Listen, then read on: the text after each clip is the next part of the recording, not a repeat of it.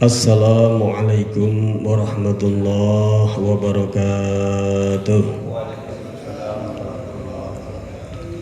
Bismillah, alhamdulillah, wassalatu wassalamu ala rasulillah Sayyidina wa maulana Muhammad ibn Abdillah wa ala alihi wa sahbihi wa man wala wa la hawla wa la quwwata illa billah, amma ba'da. Subhanaka la ilma lana illa ma 'allamtana innaka antal alimul hakim. Rabbi shrah li sadri wa yassir li amri wahlul 'uqdatam min lisani yafqahu qawli wasaddid lisani wahdi qalbi bihaqqi nabiyyika Muhammadin sallallahu alaihi wasallam. Hadirin sedayanipun ingkang kawula mulyakaken, wabil khusus panjenenganipun Al-Ustadz Zamroni Mahsun, wabil khusus Al-Imam Masjid Al-Khazmar, wabil khusus sedayanipun para asatid, para tokoh masyarakat yang hadir pada malam hari ini. Mudah-mudahan hadir kita di majelis ilmu yang barokah ini mendapat ridha dari Allah Subhanahu wa ta'ala. Amin ya rabbal alamin. Sebagaimana kajian yang sudah pada biasanya, yaitu kajian rutin malam Selasa, Lailatul Thulatha, yaitu dengan kitab Riyadhus Shalihin. Kemudian sesuai dengan bulan yang sedang kita ada di dalamnya, yaitu bulan yang mulia, yaitu bulan Maulid, kita akan baca bab dari kitab Riyadhus Shalihin yang berkenaan dengan keutamaan-keutamaan yang berhubungan dengan Maulid, keutamaan-keutamaan yang berhubungan dengan Rasulullah sallallahu alaihi wasallam. Bismillahirrahmanirrahim. Nawaitu ta'alluma wa ta'lima wal naf'a wal intifa'a wal ifadata wal istifadata wa tadhakkura wa tadhkira wal hatha 'ala tamassuki bi kitabillahi wa sunnati rasulih wa du'a ila al-huda wa dalalah 'ala al-khair ibtigha'a wajhillahi wa ridahu wa qurbihi wa thawabih. Allahumma arzuqna fahman nabiyyin wa hifdzal mursalin wa ilhamal malaikatil muqarrabin. Allahumma aghnina bil ilmi wa zayyinna bil hilmi wa akrimna bit taqwa wa jammilna bil afiyah. Bismillahirrahmanirrahim. Wa an Abdullah bin Amr ibn al-As radhiyallahu anhuma annahu sami'a Rasulullah sallallahu alaihi wasallam yaqul man shalla alayya salatan sallallahu alaihi biha asyran. Rawahu Muslim. Hadis yang ini diriwayatkan dari Abdullah bin Amr ibn al-As. An Abdullah ibn Amr ibn al-As radhiyallahu anhuma. Mudah-mudahan Allah meridhai dari keduanya, yaitu Sayyidina Abdullah dan Sayyidina Amr ibn al-As. Kedua-duanya sama-sama sahabat. Annahu, sesungguhnya sahabat Nabi yang bernama Abdullah bin Amr ibn al-As ini sami'a, pernah mendengar mendengar Rasulullah yaqulu, hale dawuh Kanjeng Nabi. Beliau pernah mendengar baginda Nabi pernah bersabda. Apa yang disabdakan Rasulullah? Man shalla alayya salatan sallallahu alaihi biha asyran. Man shalla, siapa orang bersolawat, alayya, atas baginda Nabi sallallahu alaihi wasallam, salatan, satu kali solawat saja,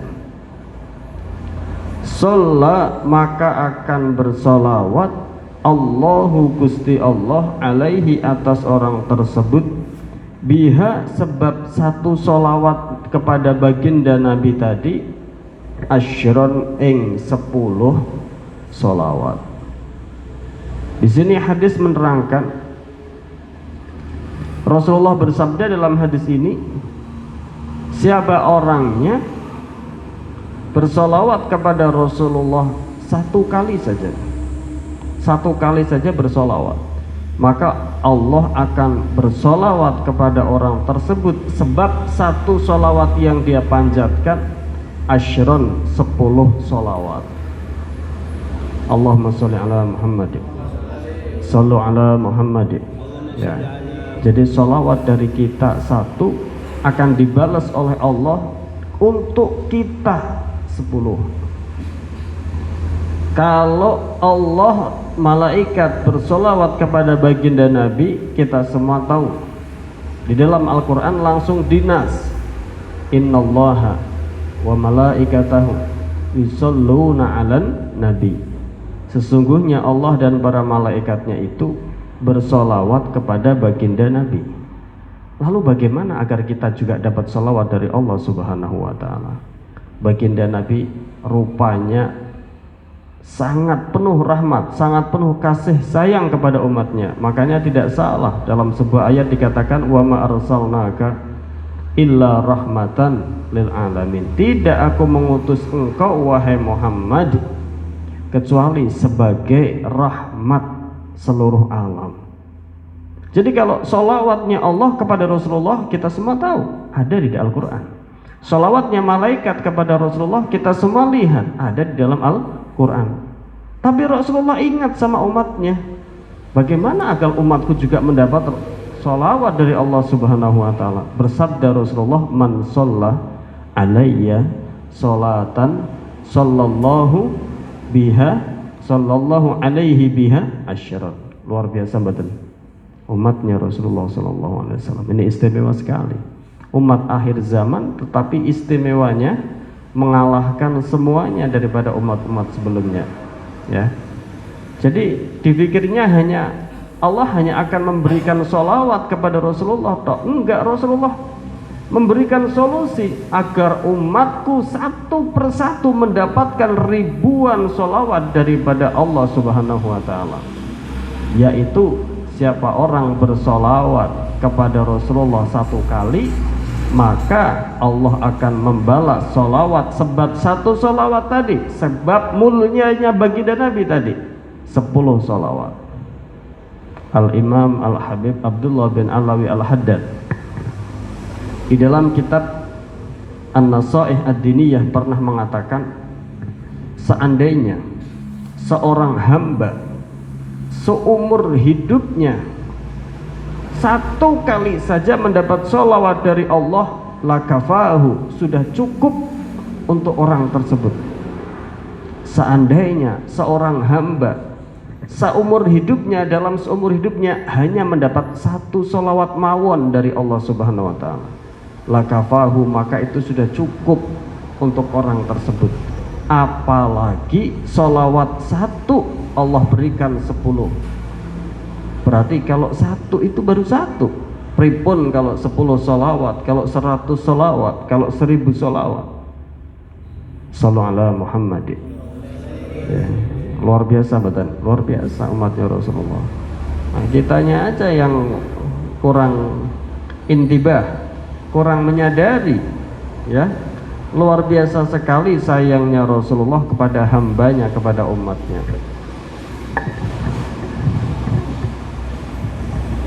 Al-Habib Abdullah bin Alawi Al-Haddad menukil kalamnya ulama, qala ba'dul ulama al-muhaqqiqin rahimahumullah, law sallallahu 'alal 'abdi fi tuli amrihi marratan wahidatan lakafahu dzalika syarafan wa karamatan. Fa kaifa bi asyri shalawat ala kulli salatin yusalliha al-muslimu ala nabiyhi sallallahu alaihi wasallam. Berkata ulama muhaqqiqun, ba'dul ulama al-muhaqqiqin mengatakan, seandainya Allah bersolawat kepada seorang hamba selama hidupnya sekali saja, lakafahu dzalika syarafan wa karamatan, maka sudah cukup bagi orang tersebut kemuliaannya dan kehormatannya di sisi Allah. Bagaimana dengan 10 solawat balasan dari Allah dalam setiap satu solawat yang dia panjatkan kepada nabinya Muhammad sallallahu alaihi wasallam. Ini satu faedah yang sangat mahal. Sebenarnya ya, sebenarnya itu ya kita sering dengar, tapi kita tidak ada intibah, tidak ada kesadaran yang dalam untuk menganalisa itu, ya. Padahal luar biasa sekali. Itu baru satu. Dan ini baru salah satu hadis dari beberapa hadis yang pernah disabdakan oleh Rasulullah Shallallahu Alaihi Wasallam. Masih ada hadis yang riwayat lain lebih dari itu. Dalam riwayat An Abi Musa bilafdz, dalam riwayat lain lafadznya begini: man shalla alayya salatan sallallahu alaihi biha asyran wa sallallahu alaihi asyra salawat wa hatta anhu asyra khati'at wa rafa'a lahu asyra darajat. Jadi balasannya satu salawat 30 perkara. Kalau riwayat yang pertama balasannya cuma 10. Kalau ini enggak, lebih dari itu. Yaitu apa? Sallallahu alaihi asyra salawat. Man shalla alayya salatan sallallahu alaihi asyra salawat. Maka Allah akan bersolawat kepada orang tadi 10 solawat. Setunggal. Yang kedua apa? Wa hatta anhu asyra khati'at. Allah akan menghilangkan, akan menghapus. Basa Jawane nyudo ngertos nggih? Akan menghapus 10 khati'at, kesalahan-kesalahannya, dosa-dosanya. Diampuni oleh Allah 10 dosa, baru satu sholawat. Wonten malih Pak pahalanya, ada lagi. Wa rafa'a lahu asyra darajat, dan Allah akan mengangkat orang tersebut sebab satu sholawat tadi 10 derajat di sisi Allah Subhanahu wa taala. Shallu ala Muhammad, ya. Luar biasa mboten? Masya Allah tabarakallah.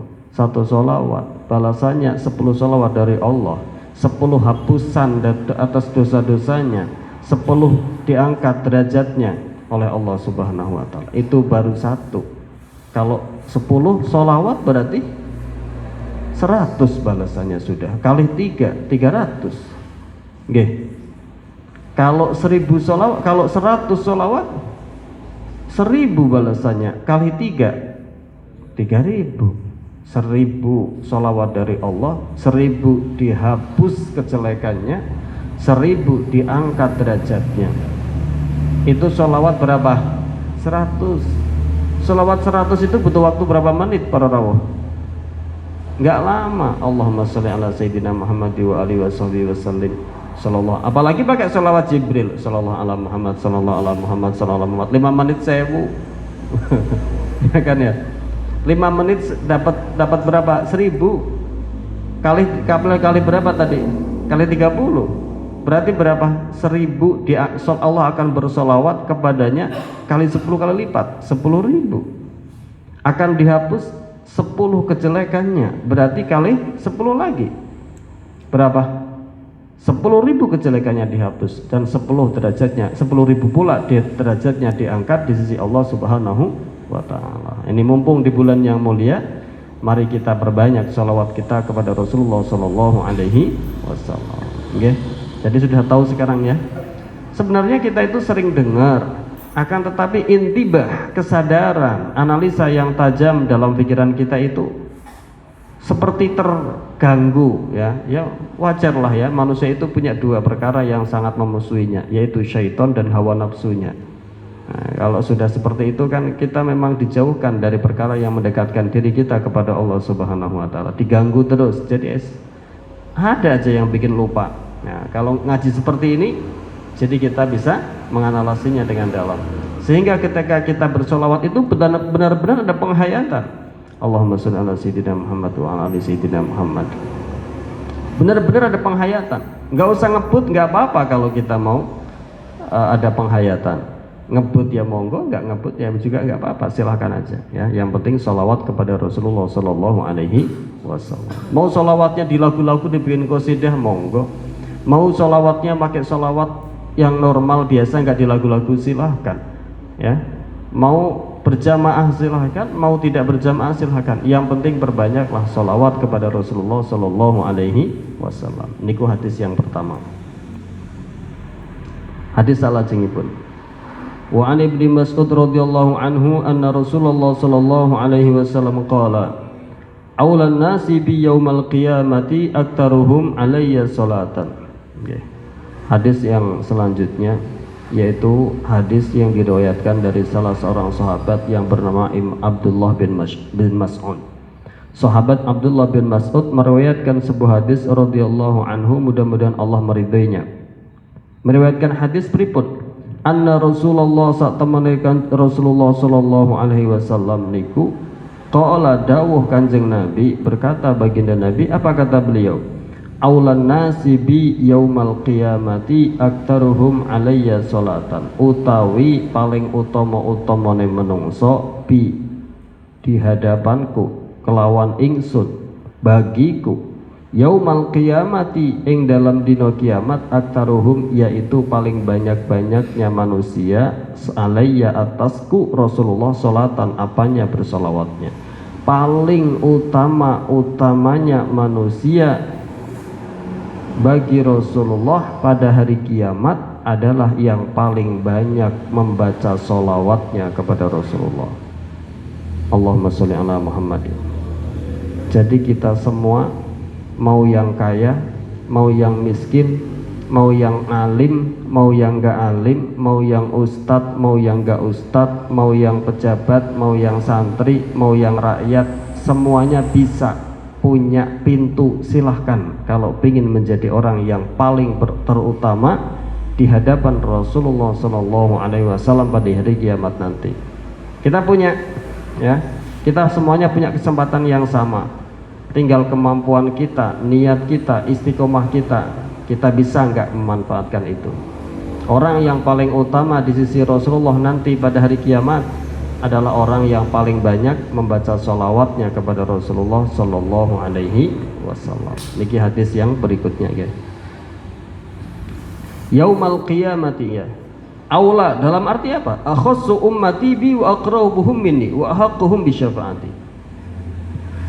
Ulama mengatakan ai akhassu ummati, paling spesialnya umatku, kata Rasulullah, kata ulama. Wa aqrabuhum minni, paling dekat-dekatnya umatku, kata ulama. Wa ahaqquhum bi syafaati, paling berhaknya umatku untuk mendapatkan syafaatku, yaitu orang yang paling banyak sholawatnya, ya. Jadi ini sholawat ini sangat penting para rawuh. Ya, kalau kita sadar sebagai manusia biasa tidak lepas dari berbagai macam dosa, ya, nggak ada dari kita yang tidak terjerumus dari dosa selagi bukan nabi, bukan malaikat.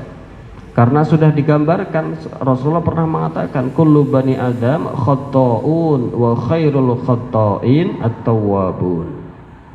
Semua anak Adam itu banyak berbuat salah, bukan khotiun melakukan kesalahan sekali dua kali, mboten. Ibaratnya katanya Rasulullah khata'un, semua anak Adam itu banyak berbuat salah, entah yang sadar atau yang enggak sadar, entah yang sudah atau yang belum, entah yang sudah ditaubati atau yang belum.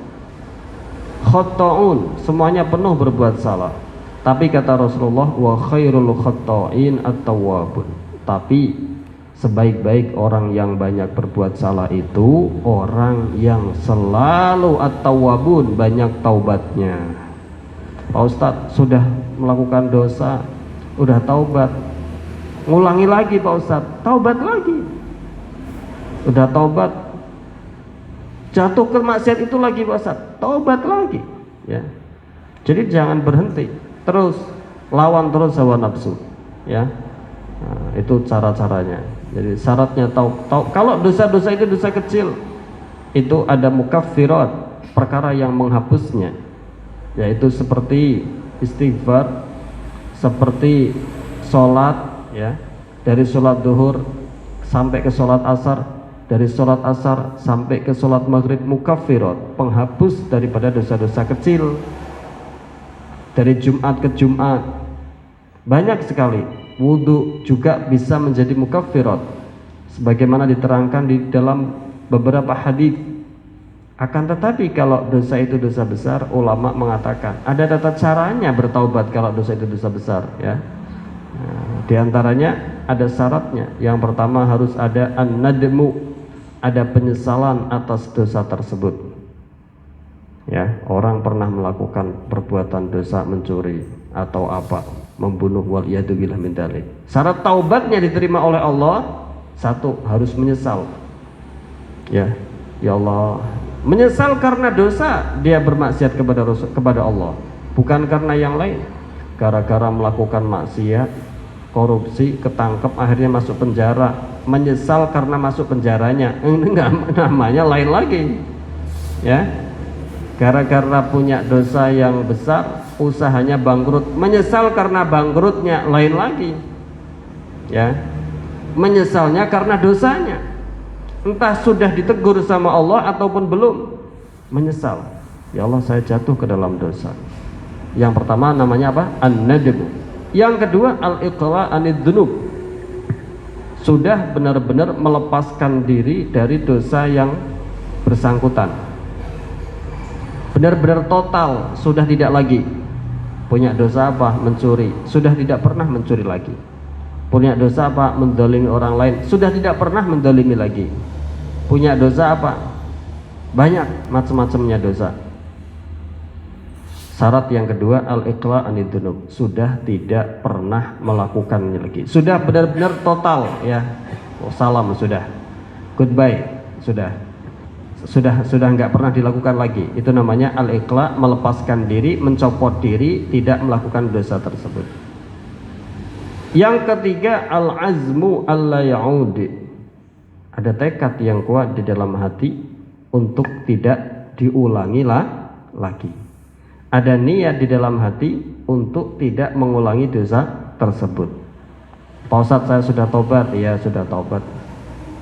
Sudah tidak mengulangi lagi? Sudah tidak. Tapi di hati ini belum bersih. Kayaknya kalau ada kesempatan masih ngelakuin lagi nih. Itu belum. Syaratnya taubat yang nasuh 3 tadi, ya. Ada an-nadmu, ada al-iqla' anid-dzunub. An-nadmu, penyesalan yang dalam atas dosa tersebut. Al-iqla' anid-dzunub, sudah melepaskan diri, tidak melakukan dosa itu sama sekali. Lain kemaksiat itu lain ya. Yang penting memang waktu itu sudah tidak sanakannya lagi. Kalau pada waktu yang lain jatuh kepada maksiat lagi, itu ya namanya manusia memang begitu. Manusia, kebanyakan manusia begitu. Kullu bani Adam khata'un, ya. Akan tetapi saya bilang begitu berarti begitu aja, jangan juga. Ya. Yang ketiga harus sudah ada al-azmu alla ya'ud, ada tekad di dalam hati untuk tidak mengulanginya lagi. Manusia memang begitu, tetapi kalau manusia standar, kamu ingin menjadi manusia pilihan apa manusia yang biasa? Kalau menjadi manusia pilihan, Nabi Adam sekali melakukan dosa, padahal itu juga bukan maksiat, itu memang sudah kehendak Allah untuk seperti itu, ya. Sekali melakukan salah, padahal itu ulama tidak mengatakan itu maksiat. Sekali melakukan kesalahan, nulayani perintahnya Allah, menyesalnya, nangisnya di dalam kitab tafsir ratusan tahun, Pak. Menangisnya ratusan tahun, ya, Nabiullah Adam.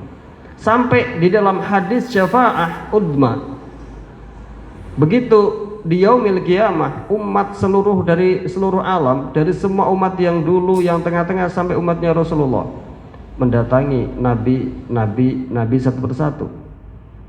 Nabi Adam, setiap nabi punya tempat duduknya masing-masing. Nabi Adam di situ duduk di singgasananya. Begitu didatangi para umat-umat, para manusia meminta agar diberikan syafaat, kata Nabi Adam napa? Nafsi, nafsi. Aku dewe wis izin karo pangeran biye pernah melakukan kesalahan di awal dulu. Kesalahan ribuan tahun yang lalu masih diingat sampai hari kiamat. Ini ya. Itu orang pilihan. Tinggal kita mau nyontoh orang yang pilihan atau yang bagaimana, ya. Jadi kita harus perlu menyontoh orang-orang semacam orang-orang pilihan agar kita sedikit banyak levelnya tidak bawah banget, ya jatuh-jatuhnya lumayan lah kalau kita ngikut sama orang-orang soleh. Ya. Dalam sebuah riwayat lain, wa fi riwayatin an Anas, inna aqrabakum minni yaumal qiyamah fi kulli mautinin aktsarukum alayya salatan fid dunya. Dalam hadis lain dikatakan inna aqrabakum, sesungguhnya paling dekat-dekatnya kalian semua, minni, atasku, paling dekatnya kalian terhadapku, kata Rasulullah, yaumal qiyamati, pada hari kiamat, fi kulli mautinin, di dalam semua tempat itu, aktarukum alayya sholatan fid dunya, yaitu orang yang paling banyak bersolawatnya kepadaku selama masih hidup di alam dunia. Nah, mumpung kita nih masih ada di dunia nih, ya, satu di dunia itu sebentar Pak, ya disadari atau enggak disadari, kayaknya lama Pak Ustadz. Iya emang lama, tapi dibanding akhirat itu sebentar. Soalnya satu hari di akhirat itu ka'alfim mimma ta'udun, seperti 1000. Satu hari di akhirat seperti 1000 tahun dari tahun hitungan kalian. Satu hari. Jadi kalau umur kita 100, seumpama kita punya umur 100 tahun, itu baru 1/10 daripada satu harinya akhirat. Jadi kita cuma mampir ya, benar-benar mampir kan, nggak ada sehari penuh kita di dunia itu, dihitung daripada harinya akhirat. Itu kalau umur kita 100 Pak. Sekarang yang umurnya 100 itu hampir nggak ada. Kalaupun ada udah loyo banget tuh. Makan apa aja udah nggak bisa, apalagi makan sate. Ini di warung sate nih. Udah gak nafsu semua ya. Itu jadi kalau kita hidup 100 tahun di dunia, dibanding di akhirat kita cuma 10%. 10% dari 24 jam, satu hari satu malam berapa? 2 jam setengah. 2 jaman ya, sekitar 2 jam atau 2 jam seberapa menit. Kalau kita mampir kita keluar kota ke Jakarta atau kemana, mampir di sebuah tempat transit, makan, sholat dan lain sebagainya, 1 jam 2 jam, sama kayak gitu, kayak mampir benar-benar ya. Jadi memang benar kalau diibaratkan hidup di dunia itu ibarat mampir. Bukan, Imam Al-Habib Abdullah bin Abbas mengatakan ad-dunya innama hiya lil mamar. Dunia ad-dunya laisa dunya lil maqar wa innama hiya lil mamar. Dunia itu tidak untuk tempat tinggal, akan tetapi dunia itu hanya tempat berlalu, tempat kita jalan, tempat kita lewat. Ya gitu ya. Berarti nggak usah kerja Ustaz. Ya tetap kerja, kita punya kewajiban, laki-laki punya nafkah, punya kewajiban nafkah.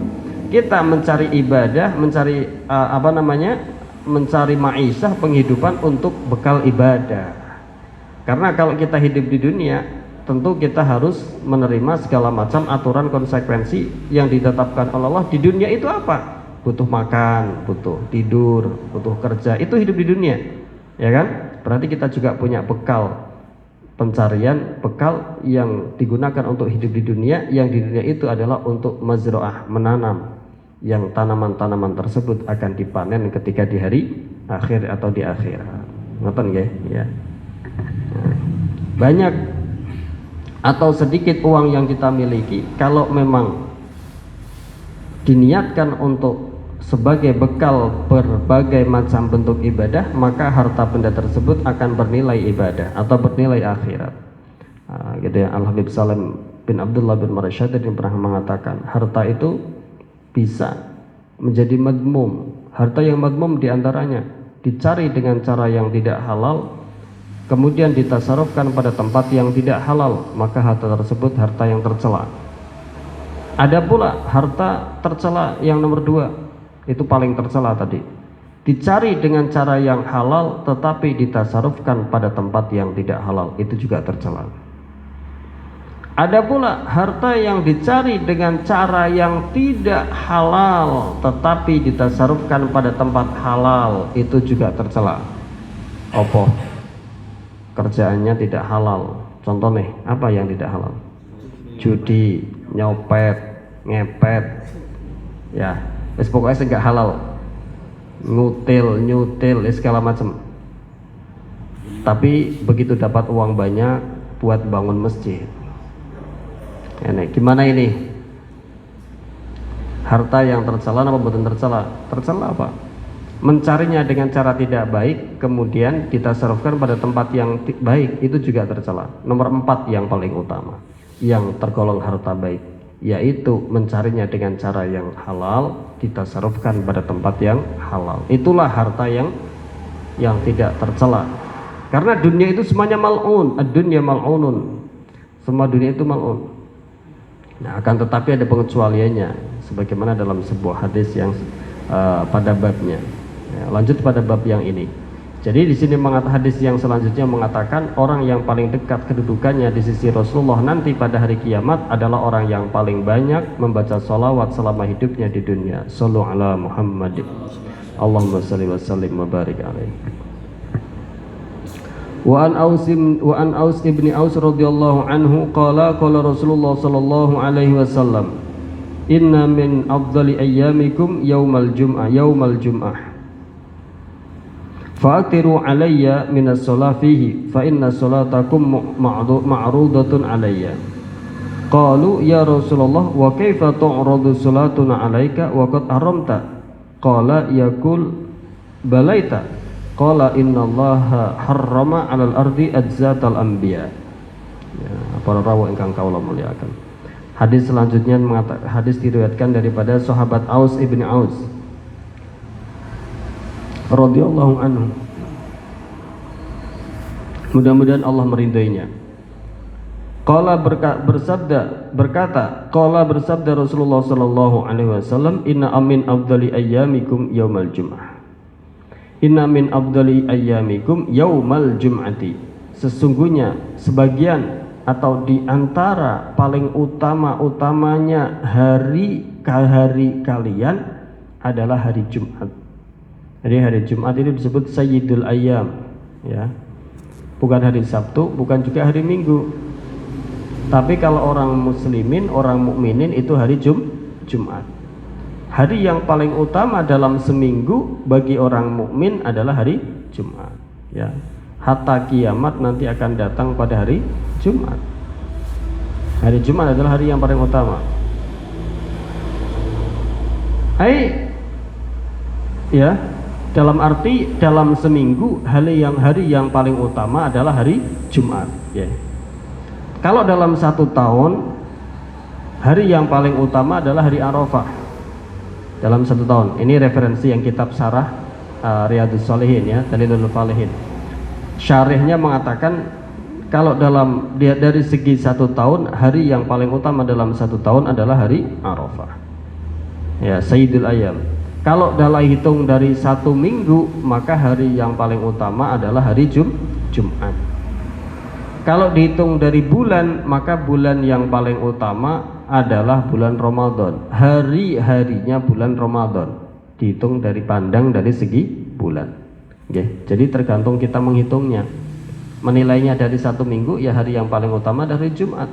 Dan di dalam hari Jumat ada waktu yang mustajab, yang kalau seseorang hamba berdoa menepati waktu mustajab tersebut, maka akan diijabah oleh Allah doanya, apapun itu. Karena itu hari Jumat. Kata Rasulullah, fa'aksiru alayya minas sholah fihi, ya, perbanyaklah untukku membaca sholawat pada hari Jumat itu. Perbanyaklah pada hari Jumat bersolawat kepada Rasulullah Sallallahu Alaihi Wasallam. Ini dalam hadis ini, ya. Jadi dikatakan hari Jumat itu adalah hari paling mulia, maka perbanyaklah membaca sholawat pada hari Jumat. Berarti kalau nggak hari Jumat nggak sholawat, Ustaz, tetap sholawatan. Tapi wabil aula, lebih-lebih lagi ketika kita mendapati hari Jumat. Oke, apa nih? Fa inna sholatakum ma'rudatun alayya. Sesungguhnya sholawat kalian itu akan diperlihatkan oleh para malaikat alayya, atas kepada Rasulullah sallallahu alaihi wasallam. Perbanyaklah membaca sholawat, karena sesungguhnya sholawat kalian itu akan diperlihatkan kepada Rasulullah. Allah ikukan jari, ini sabdanya Rasulullah. Mungkin hati kita menganggap itu remeh. Ingatkan hati kita, wahai ya nafsi, ini kalam sabdanya Rasulullah, sudah pasti benarnya. Jadi kita bersolawat, Pak, kelihatannya kita itu orang biasa, gak ada keistimewaan apa-apa, tapi kita banyak solawat. Ternyata kita ditampakkan solawat kita ini kepada Rasulullah. Berarti Allah lihat kita, Rasulullah lihat kita, lirik kita, karena solawat kita yang kita panjatkan kepada Rasulullah tadi, ya. Fa inna salatakum ma'rudatun alayya. Salawat-salawatnya kalian itu akan ditampilkan, akan diperlihatkan kepada Rasulullah sallallahu alaihi wasallam. Ya, seumpama ini di ruangan, ada CCTV-nya. Kita berani macam-macam boten. Kenapa? Ada yang mengawasi. Begitu juga ketika nanti kita bersolawat, seolah ada CCTV-nya Rasulullah melihat. Gimana kira-kira? Fokus nggak kita kira? Iya. Berlomba-lomba nggak kita pengen dilihat Rasulullah? Kalau kita mungkin ada yang sudah mendapat rezeki bermimpi kepada Rasulullah, ada yang belum. Tapi rupanya ada cara biar kita itu dilihat oleh Rasulullah, yaitu apa? Solawat. Kita dilihat, lama-lama dikenal sama Rasulullah. Kalau sudah diakui oleh Rasulullah, diakui sebagai umatnya Rasulullah, tidak ada tempat kecuali di surga. Kok sakit Pak Ustadz? Iya. Janjinya Allah kepada Rasulullah apa? Wala saufa yu'tika rabbuka fatarda. Wala saufa yu'tika rabbuka fatarda. Dan sungguh Allah, Rabbuka, Tuhanmu, akan memberikan apapun permintaanmu wahai Muhammad sampai engkau ridho. Dan Rasulullah tidak pernah ridho satupun dari umatnya yang ada di neraka. Pengen buatan dikenal Rasulullah? Sholawat. Apa hubungannya Ustadz sholawat kemudian dikenal Rasulullah? Ini hadisnya. Fa inna sholatakum ma'rudatun alayya. Sholawat kalian semua wahai umat Rasulullah itu akan diperlihatkan, dipertontonkan, ditampakkan kepada Rasulullah sallallahu alaihi wasallam. Lagi-lagi hari Jumat orang ini bersolawat 1000, 2000, 10.000. Jumat besoknya bersolawat lagi, begitu juga. Bahkan setiap harinya bersolawat. Lama-lama Rasulullah kenal badan, ya kan? Kalau sudah diakui sebagai umatnya Rasulullah, tidak ada tempat, pasti akan masuk surga, insyaallah taala, amin. Ya, kenapa begitu? Janjinya Allah tadi. Wala saufa yu'tika rabbuka fatarda. Allah akan memberikan apapun yang engkau minta wahai Nabi Muhammad sampai engkau ridho. Dan Rasulullah tidak ridho satupun daripada umatnya ada yang tinggal di neraka. Allahumma sholli ala Muhammad. Ya, gitu ya. Jadi kita ini sering baca hadis, kita sering baca hadis, tapi penghayatannya mungkin belum atau kurang. Begitu ya. Ya, jadi kita sambung-sambungkan. Sholawat kita ditampakkan kepada Rasulullah, berarti kita dilihat dong sama Rasulullah. Iya. Kalau setiap saat, setiap hari, setiap minggu kita dilihat terus sama Rasulullah, dekat nggak kira-kira? Dekat. Makanya aktsarukum makanya dalam hadis tadi dikatakan aulan nasi bi yaumal qiyamati aktsarukum alayya sholatan. Paling utama-utamanya manusia, paling dekat-dekatnya manusia, paling berhak-berhaknya manusia yang di hari kiamat bagi Rasulullah, maka yang paling banyak dia membaca sholawat. Kenapa dekat? Setiap hari di dunia aja udah dilihat terus sama Rasulullah. Bagaimana nggak dekat? Jenengan setiap hari ketemu dengan seseorang, orang alimkah atau orang besarkah, dia orang pejabat, setiap hari selalu menyertainya. Kira-kira diingat nggak? Diingat. Dia sedang susah, sekali dia nggak datang, kemana ya si fulan? Oh sedang sakit, dijenguk. Begitu juga ketika kita selalu bersolawat kepada Rasulullah. Setiap hari kita tidak pernah tidak kecuali ada solawatnya kepada Rasulullah, dilihat terus sama Rasulullah. Begitu kita nggak ada, sedang sakit, Rasulullah melihatnya. Begitu iman kita sedang turun, mungkin jauh, sedang terjatuh dalam ujian musibah atau maksiat, Rasulullah insya Allah yang akan membantunya, entah itu dengan doanya, entah dengan syafaatnya. Maka dalam sebuah hadis dikatakan syafaati li ahlil kabair min ummati. Syafaatnya Rasulullah itu, syafaatku itu nanti di hari kiamat adalah untuk orang-orang yang pendosa besar dari umatnya Rasulullah. Loh, umatnya Rasulullah itu umat istimewa, barakallahu. Umatnya Rasulullah itu umat yang sangat istimewa. Kalau dihitung keistimewaannya, ya nanti kalau ada kesempatan lain. Nabi Musa saja sampai pingin begitu melihat umatnya Rasulullah, keistimewaannya banyaknya minta ampun, pingin masuk jadi umatnya Rasulullah. Nabi Musa, awake dhewe jadi umatnya Rasulullah santai-santai aja kayak biasa-biasa wae. Sadar ta mboten niki? Ya. Ala kulli hal. Sallu ala Muhammad. Ya. Kemudian sahabat bertanya, qalu ya Rasulullah wa kaifa tu'radu salatuna alaika wa qad aramta. Ya Rasulullah, bagaimana salawat kita itu dipertampakkan, dipertontonkan, ditampilkan, dihadapkan, disowankan kepada engkau sementara engkau sudah meninggal? Kata sahabat, wa kaifa tu'radu salatuna alaika wa qad aramta. Bagaimana salawat kita itu bisa disampaikan, disowankan, ditampilkan, diperlihatkan kepada engkau sudah meninggal? Apa kata Rasulullah?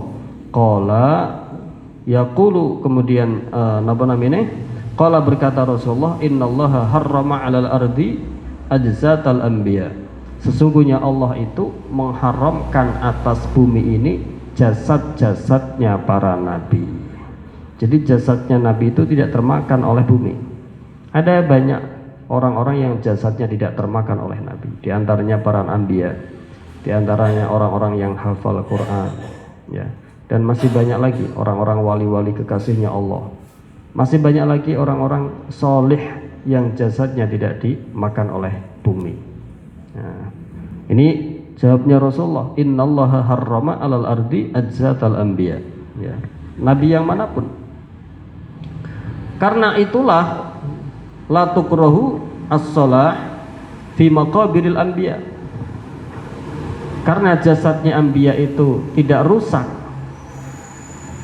maka hukum sholat la tukrahu as-sholatu fi maqabirihim. Sholat di maqabiril anbiya tidak kena hukum makruh.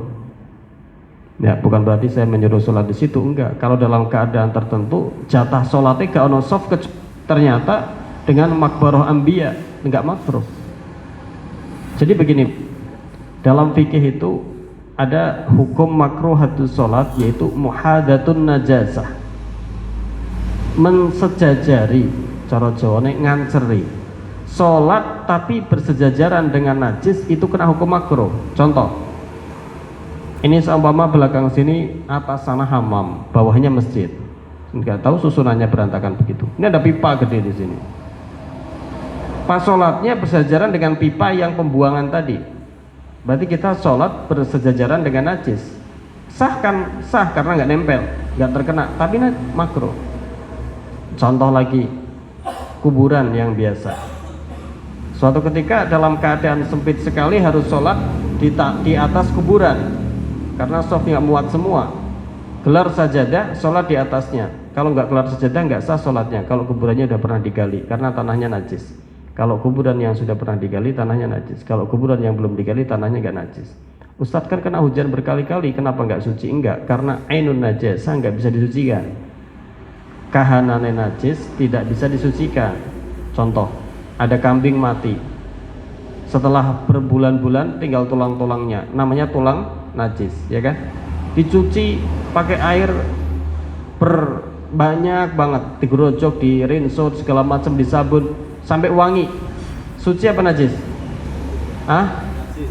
Suci apa najis? Tetap najis, Pak. Kenapa? Ainun najasah, memang aslinya itu najis. Contoh, air kencing diolah sedemikian rupa sampai nggak berbau kencing, warnanya jernih, rasanya ada manis-manisnya. Najis buatan? Tetap najis, karena bahannya memang 100% najis. Ya kan?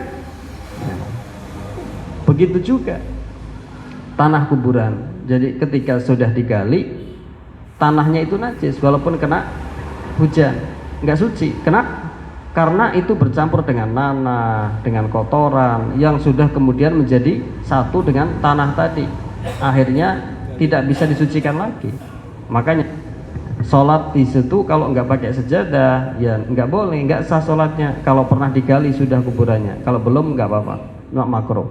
Tapi kalau pakai sajadah berarti sholat bersejajaran dengan najis, ya, nganceri bahasa Jawa nih, itu hukumnya makruh. Nah tapi kalau kuburannya para anbiya tidak. Nah dalam fikih itu semua perkara najis nggak bisa menjadi 3 perkara makruh, ya. Ya, ada perkara suci yang bisa, ada perkara najis yang bisa menjadi suci, ada 3. Salah satunya adalah khomer, ketika sudah berubah menjadi cuka dengan sendirinya. Tahu kan ya, khamr kertas khamr. Ya, apa? Miras. Arak. Itu kan najis dan dosa. Najis disentuh aja udah najis, apalagi diminum. Haram, najis, dan ada hadnya. Ya, kalau khamr itu berubah menjadi cuka dengan sendirinya tanpa dicampur apa-apa, tanpa apa-apa, maka cukanya suci dan halal. Itu satu, perkara najis bisa menjadi suci. Yang nomor dua, kulitnya bangkai. Ada apa? Kuda mati atau sapi mati, tidak disembelih, mati tanpa ada penyembelihan, berarti namanya maitah dalam bahasa fikihnya. Dalam bahasa kita namanya bangkai. Bangkai najis nama boten, najis dan tidak halal. Tapi kulitnya bisa dibikin halal, yaitu diproses penyamakan yang memenuhi syarat. Sekiranya ketika dicelupkan ke air itu tidak kembali busuk, itu berarti penyamaannya berhasil. Maka hukumnya yang tadi sebenarnya najis menjadi suci. Yang nomor tiga, wa masara hayawanan. Ada ulat kecil-kecil. Nah, bangkai itu kalau sudah 2 hari, 3 hari, seminggu keluar ulatnya kecil-kecil, ya kan? Itu keluar dari najis, yaitu dari bangkai, tapi hukumnya tidak najis. Itu hukum fuqaha. Jadi, iya, belatung kalau gede, kalau kecil apa? Singgat ya, ya begitulah. Nah, itu hukumnya tidak najis, cuma mutanajis. Hukumnya tidak najis, artinya tidak ainun najasah, tapi mutanajis. Artinya kalau kena hujan ya suci, tapi nggak halal loh ya, jangan dimakan. Saya tidak bilang itu halal, tapi saya tidak bisa bilang itu tidak najis. Ya, jangan dikumpulin, nanti diuseng-useng. Naudzubillah min dzalik. Itu ya. Itu jadi perkara yang najis itu tidak bisa jadi suci. Kecuali 3 hal tadi. Selain itu, kotoran ayam difermentasi, diolah sedemikian rupa sehingga menjadi bahan yang sudah tidak bau, tidak ini, tidak itu, hukumnya najis membuatan, tetap najis. Nah, ini kita sedang berbicara yang muktamad. Ustaz kan ada qaul, ya itu lain lagi, itu ngaji fikih kita. Kita sedang berbicara yang muktamad menurut padzhab Imam Syafi'i. Kotoran hewan itu baik hewan yang bisa dimakan maupun yang tidak bisa dimakan, hukumnya najis. Ya, kotoran ayam najis, kotoran kambing najis, kotoran yang tidak najis, kotoran yang tidak bisa dimakan, kucing najis. Kotoran apa lagi? Kotoran maupun kencing. Kucing najis. Ya. Nah, sehingga pernah saya katakan orang sholat habis, nah hukum ya kotorannya najis. Akan tetapi kalau hewannya atau hayawannya, binatangnya tersebut halal dimakan setelah disembelih dengan prosesnya yang syar'i, seperti ayam, seperti kambing, ini menurut sebagian ulama seperti Imam Ustuhri, seperti Imam Ar-Rayani atau madhab lain dari madhab Imam Syafi'i mengatakan tidak najis. Ingat, kotoran hewan yang halal dimakan menurut sebagian daripada ulama Syafi'iyah, yaitu seperti Imam Ustuhri maupun imam-imam Ar-Rayani ataupun imam madhab lain selain madhab Imam Maliki, ada yang mengatakan tidak najis. Kotoran hewan yang bisa dimakan. Tak bikin contoh Pak, jenengan pas ada acara maulid besar atau pas ada acara kurban atau maulid besar biasanya bikin nasi kebuli ya. Nah, ini bikin nasi kebuli 1000 nampan, berapa kambing yang disembelih? Kira-kira berapa? Ya pokoknya banyak lah ya. 200-an ya. Dibikin masakan satu panci gede, kuali raksasa, wis mateng, tiba-tiba ada cemendilnya, mau dibuang semua. Ini faedahnya kaul-kaulnya ulama yang mengatakan suci tadi. Tapi ya tadi, kotorannya hewan yang bisa dimakan dagingnya. Kalau seperti hewan yang tidak bisa dimakan seperti kucing, seperti tikus ya, seperti ular, seperti beruang, seperti badak, seperti gajah yang tidak bisa dimakan, ya tetap najis. Tadi qaul yang mengatakan suci itu dengan catatan rauth atau baul makulul lahmi, binatang yang bisa dimakan dagingnya. Kalau yang tidak halal tetap hukumnya najis. Itu Ustadz hadis su'rul hayawan. Su'run itu bukan kotoran, bekas minum. Ya, ada rauth, ada baul, kotoran atau kencingnya. Ada su'run atau surul, itu namanya bekas minum. Kucing habis minum di ember. Embernya suci apa najis? Ya suci lah. Semua orang juga tahu itu kan. Tapi kalau kucing najis atau mboten najis? Lo kucingnya DWP ya ngerti lek kucingku paling parah sampai ditutupi. Ayam lo gak ditutupi. Kucing gali. Sebab apa? Kucing itu dahsyatnya minta ampun mengalahkan yang lain. Dia aja sadar diri kalau ini berbahaya, makanya ditutupi. Ya, makanya hukumnya najis ya, harus dipahami itu ya. Ngajar ada tempatnya, ada ngaji fikih, ada ngaji hadis. Kalau masalah hukum larinya ke ngaji fikih. Ya, jangan dicampur aduk. Karena fikih itu hukum yang sudah matang. Kalau bicara masalah fikih, semua di kitab sudah matang. Jenengan tanya ulama yang di barat sana ya, yang di timur, yang di Indonesia, yang di luar Indonesia, kalau tanya fikih, jawabnya nggak jauh-jauh beda, sama aja. Kecuali masalah khilaf baru beda. Kenapa? Itu masalah sudah matang, nggak ngarang sendiri, enggak. Begitu ya. Ini saya perlu sedikit singgung, karena semua ada tempatnya sendiri-sendiri ya.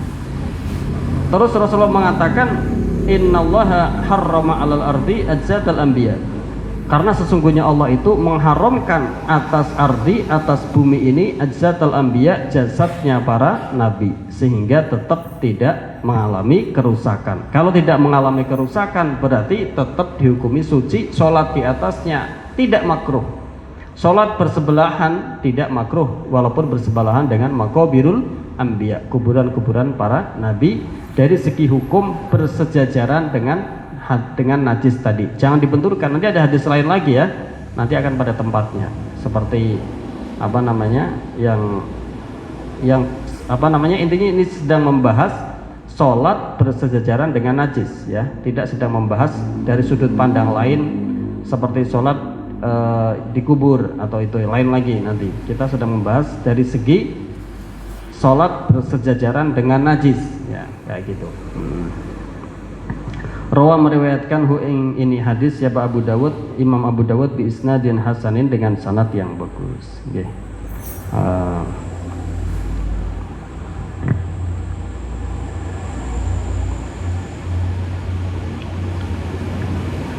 Sudah sekitar 53 menit, kurang lebihnya saya cukupkan pengajian pada malam hari ini. Sekian dulu, mudah-mudahan bermanfaat ya.